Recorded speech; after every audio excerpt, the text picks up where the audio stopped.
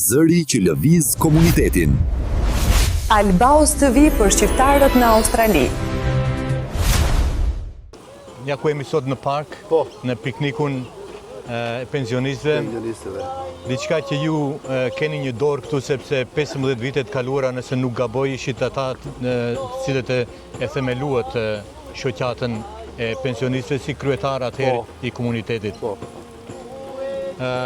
Mbas 15 vite, jo vetëm që ekziston, po edhe për çdo vit po rritet shoqata.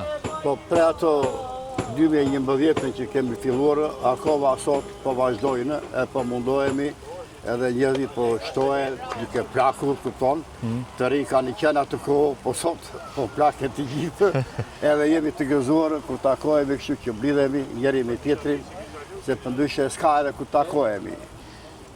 Në kohët të para kur keni erdhur në Australi, janë mbajtur shumë piknike, kështu nuk ka patur shoqat, po keni dalë për qef, keni kënduar. Ju kthejnë sot kjo atmosferë në ato vitet e para? Tani në rast se më pyet për kohët të kaluarave, do të vete deri në vitin 1970. Shkojmë edhe më herët nëse deshin. Nëse ju kujtohet, pse jo? Po ta tregojmë, ere fillon edhe soka. Kër fillon me sokën 1970, jemi mjafto shqiptarë, ishim lartë për 20 ca, edhe formuam futbol në Shqiponja, të cilë lonim i Aravil, edhe në West Puckaj. Edhe pre asaj kohë, po vazhdojnë, edhe duke vazhduar, duke bashkuar, po i shtohet, të rritë vinë pas, edhe akoma sot po vazhdojnë soka. Po piknike mbani shumë shpesh?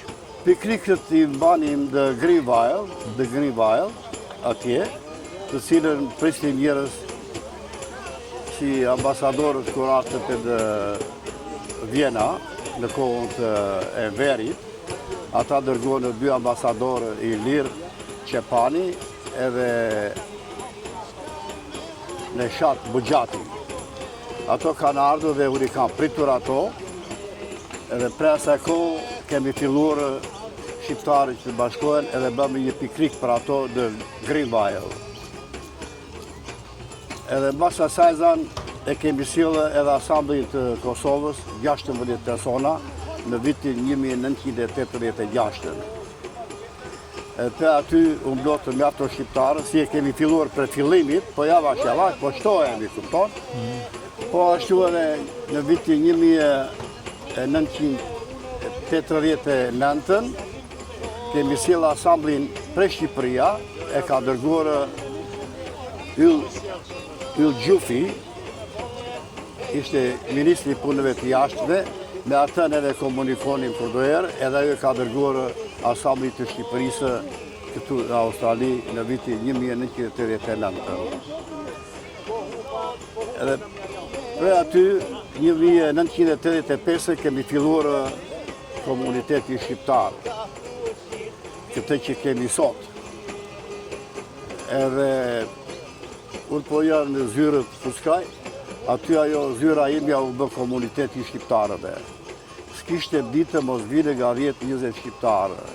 Derisa pronari i biznes të ti, ajo ditë që është vile për të mblerë diçka, kupton.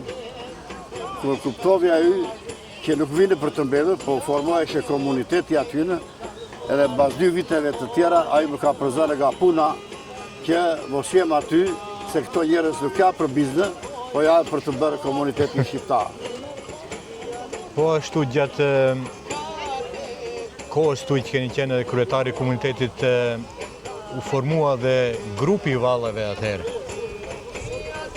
Te 2009 e filluam, 2010 e filluam edhe folklorin, vallëzimin me fëmijë të shqiptarë që ishin të vegjël, e aty e formuam, i cili ishte edhe kujtimi, më vonë ardhi edhe Barduli, edhe akoma dhe sot po vazhdon.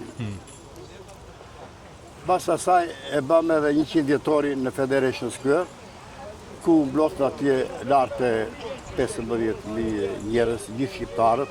Ajo ishte një kënaqësi, edhe pre atë ditë u vendos edhe flamuri i kombit shqiptar 28 nëntori të qëndrojë në Federation Square çdo vit, dhe atë flamur nuk mund ta heqë asnjëri.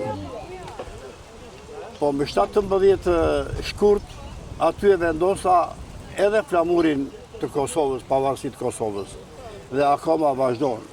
Flamurën mund të ngrejë çdo njeri ku dohet në shtëpinë të vetën, pa ajo është qendra ku duhet që të ngrihet, që të dilë njëzia, që është pe komuniteti shqiptar, se është privat.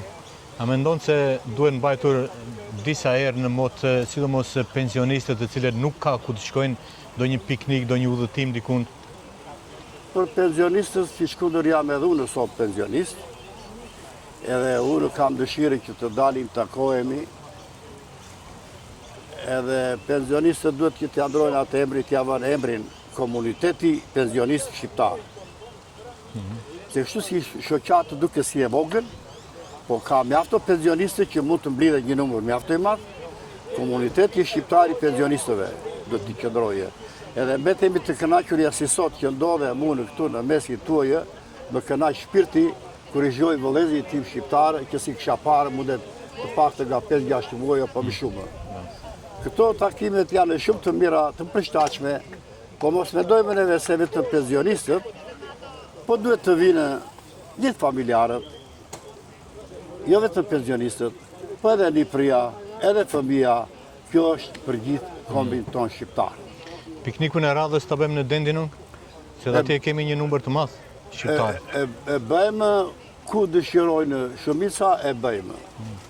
Edhe duhet të përgatitemi të zërë doj autobus, me çdo 1-2 muaj ditë, dalin plejtë familjarë, dalin në vendet për 1 ditë, 2 ditë, edhe ajo është një kënaqësi.